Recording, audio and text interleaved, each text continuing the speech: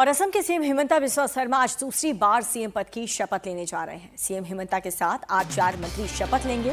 राज्यपाल लक्ष्मण प्रसाद आचार्य सुबह 11:40 पर शर्मा और नई मंत्रिपरिषद के सदस्य को पद और गोपनीयता की शपथ दिलाएंगे। आज शपथ लेने वालों में बीजेपी नेता और पूर्व केंद्रीय मंत्री रामेश्वर तेली, असम गण परिषद के अध्यक्ष अतुल बोरा, बोडोलैंड पीपुल्स फ्रंट के नेता चरण बोरो और बीजेपी विधायक अजंता नियोग शामिल हैं। वहीं बीजेपी के सीनियर लीडर रंजीत दास असम विधानसभा के नए अध्यक्ष होंगे। और सीएम शर्मा ने खुद ही एक्स में पोस्ट करने के साथ ये बता दिया कि उनके साथ आज कौन कौन वो चेहरे हैं जो शपथ लेने जा रहे हैं। तो ये 4 नाम हम आपको बता चुके हैं कि ये 4 नाम हैं जो उनके साथ आज मंत्री पद की शपथ लेंगे। 2021 उसके बाद 2026 लगातार दूसरी बार एक गैर कांग्रेसी मुख्यमंत्री के तौर पर वो दूसरी बार शपथ लेने जा रहे हैं। सुबह 11 बजे असम की नया जो सरकार बनने जा रहे हैं उनका शपथ होगा। और ये समारोह में भारत के सम्मानीय गृह मंत्री अमित शाह जी, रक्षा मंत्री राजनाथ सिंह जी, हमारे पार्टी के अध्यक्ष नितिन नवीन जी, साथ में तमाम एनडीए शासित प्रदेशों का मुख्यमंत्री, उप मुख्यमंत्री और कोई सारे सेंट्रल कैबिनेट का मंत्री भी समारोह में भाग लेगा। हमारा लगता है कि एक भव्य समारोह होगा और पूरा असम से हमारे बूथ लेवल का जो कार्यकर्ता होते हैं, बूथ अध्यक्ष से लेकर हमारे पार्टी का ज्येष्ठ कार्यकर्ता तक सारे लोग समारोह में मौजूद रहेगा। और नई सरकार के शपथ ग्रहण समारोह के लिए केंद्रीय मंत्री नितिन गडकरी गुवाहाटी पहुंच चुके हैं। उन्होंने असम की समृद्धि की कामना की है।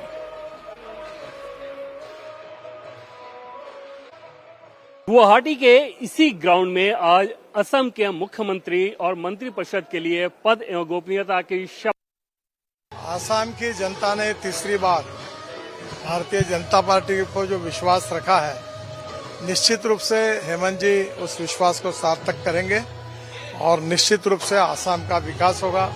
और मेरी विभाग की ओर से भी करीब 2 लाख करोड़ के प्रोजेक्ट अभी पाइपलाइन में है।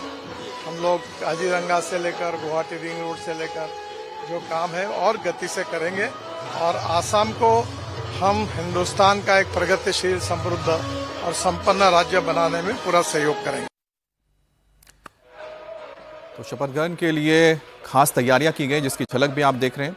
अब अंदर माहौल कैसा है और कैसा यह समारोह होने जा रहा है, ये बता रहे हैं इंडिया टीवी के पॉलिटिकल एडिटर देवेंद्र पराशर।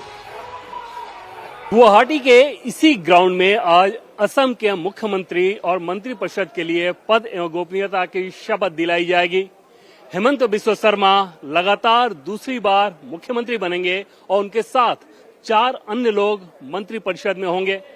उन नामों की बात कर लें तो पहला नाम है उसमें रामेश्वर तेली। रामेश्वर तेली चाय बागान और ओबीसी कम्युनिटी के जो ट्राइब कम्युनिटी भी वहां पे होती है, इन सब के बीच एक अच्छे जनाधार वाले ग्राउंडेड नेता माने जाते हैं। पहले ये नरेंद्र मोदी सरकार में मंत्री भी रह चुके हैं। उसके अलावा दूसरे बीजेपी से व्यक्ति की बात कर लें तो अजंता नियोग हैं, जो कि 2020 में बीजेपी में आई थी। असम की पहली महिला वित्त मंत्री के तौर पे वो जानी जाती हैं, बहुत कुशल प्रशासक के तौर पे जानी जाती हैं। वो महिला चेहरे के तौर पे आज शपथ लेंगी और साथ ही साथ एनडीए के जो 2 सहयोगी दल हैं, एजीपी और बीपीएफ, इन दोनों के एक व्यक्ति हिमंता बिस्वा शर्मा के साथ शपथ लेंगे आज मंत्री के तौर पे। अतुल बोरा होंगे जो कि एजीपी से हैं और बीपीएफ से चरण बोरो होंगे जो कि बीपीएफ से होंगे।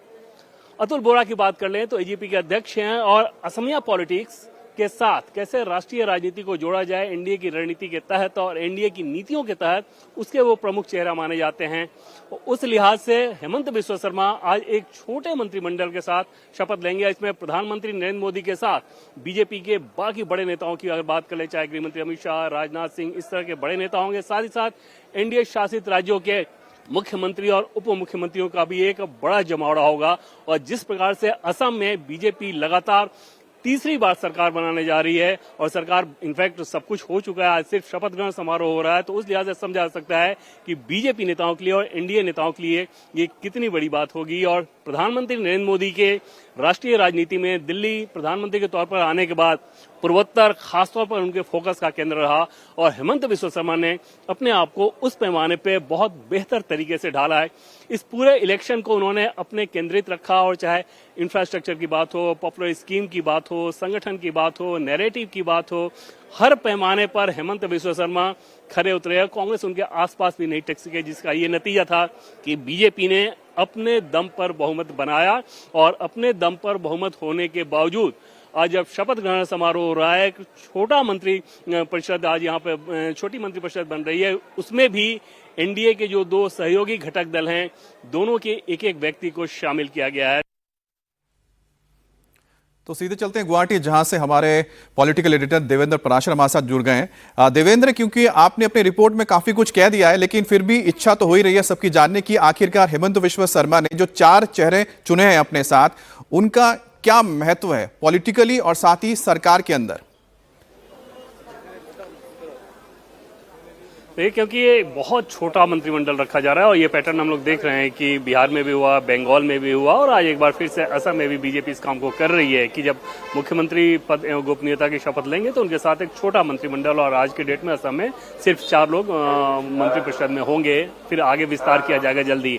और इन नामों के हिसाब से अगर आप बात कर लें तो बीजेपी ने भले ही अपने दम पर मेजॉरिटी हासिल कर लिया असम के चुनाव में, लेकिन क्योंकि चुनाव से पहले एनडीए गठबंधन में जो घटक दल थे उनको एक बार फिर से शामिल किया जा रहा है। इसमें अतुल बोरा की अगर बात करें तो एजेपी के वैसे नेताओं में वो हैं जो कि एजीपी के रीजनल आइडेंटिटी को बरकरार रखते हुए एनडीए के साथ वो चलते हैं और ये निश्चित तौर पे एक खास चीज होती है कि उसमें एक बैलेंसिंग रहता है। हालांकि पार्टी के भीतर उनके ऊपर दबाव भी रहता है कि बीजेपी के और एनडीए के साथ लगातार रहने के चलते शायद उनकी रीजनल आइडेंटिटी कहीं कम ना हो जाए, लेकिन वो इस बात की परवाह किए बगैर असम के डेवलपमेंट के लिए वो इस काम को करते हैं। आज उन्हें मंत्री पद से नवाजा जा रहा है, 10 विधायक उनकी पार्टी के जीते।